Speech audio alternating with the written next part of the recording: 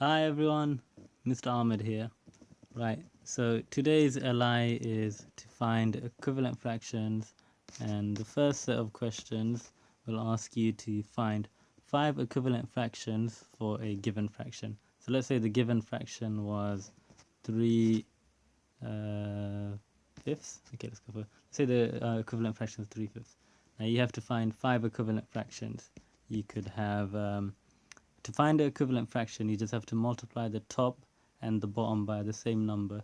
So we can multiply it by, let's start with a small number, start with 2. And that would give us 6/10. Now that would be one equivalent fraction. Another one we could find, by multiplying by 3, multiplying the numerator and denominator by 3. And that will give us 3 times 3 is 9. 5 times 3 is 15, so 9/15. That's another equivalent fraction. Right, and then another one could be, let's times by 4 this time, times the bottom one by 4 as well. You must multiply them both by the same number, or else you will not get the equivalent fraction. 3 times 4 is 4, 8, 12. 5 times 4 is 20. Right, so that's all 3 of these are 3 equivalent fractions. For the task, you'll have to find 5. Also, it should be noted that they are all equal to each other. So every single fraction you're seeing is all equal to each other. By equal to, we mean that they are the same. So 12 out of 20 is the same as 3/5. Right, now for question number 2, it gives you a fraction. So let's carry on with 3/5. Gives you 3/5, and then it wants you to find equivalent fractions. However, they will tell you what the denominator is. So let's say the denominator is 15. Your job is to discover what the numerator might be.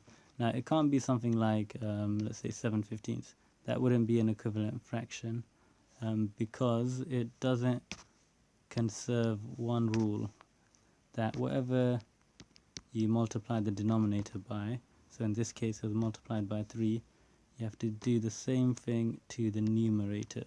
So if the denominator was multiplied by 3 to get 15, then the numerator, which is this top number here, must also be multiplied by 3. And that would give me 3 times 3, 9.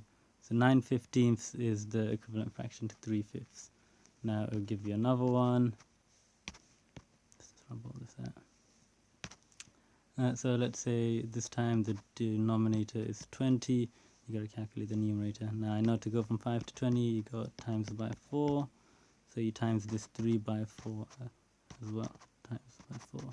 4, 8, 12. So 12 over 20 is your second equivalent fraction. Right, it should also be noted that when you go from the version which has bigger numbers, so like this version here, 9/15, and you change it to 3/5 by dividing, then this process is called simplifying. So when the numbers get smaller, that's the simplifying process.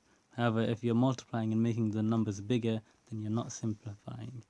So when it says simplify a fraction, then it usually means you must divide in order to get smaller numbers. Right, and the final set of questions, very similar to the first few. However, this time you're, so the denominator, so 3/7, 3/5 we'll continue working with. Right, this time you might have the numerator and you got to calculate the denominator. Again, this time look at the numerator. What do I multiply it by to get 15? I multiply by 5. So I do the same to the denominator, multiply by 5, and that would give me 25. Right, so same process. This time you just discover what the denominator is. For the final question, it's gonna tell you what Rosie thinks. Now this question is all about your reasoning. I'll tell you what Rosie thinks. And this is for the final question. Rosie thinks that when you have a fraction, to find the equivalent fraction, whatever you do to the numerator, you must do the denominator. she follows this rule and she comes up with a few others. So she does maybe times 2 times 2, and she gets 6/14, which is an equivalent fraction. So in that case, she's correct. She then proceeds to do, let's say again with 3/7. She this time decides to add 2 to the top, and then she does the exact same thing to the bottom, add 2, and she gets 5/9. Now this is not an equivalent fraction. So yes, whatever you do to the top, you do to the bottom to get an equivalent fraction, but only with multiplying and division, but not with addition or subtraction. So they will not give you an equivalent fraction. That's for the final question. Right, so that will be all.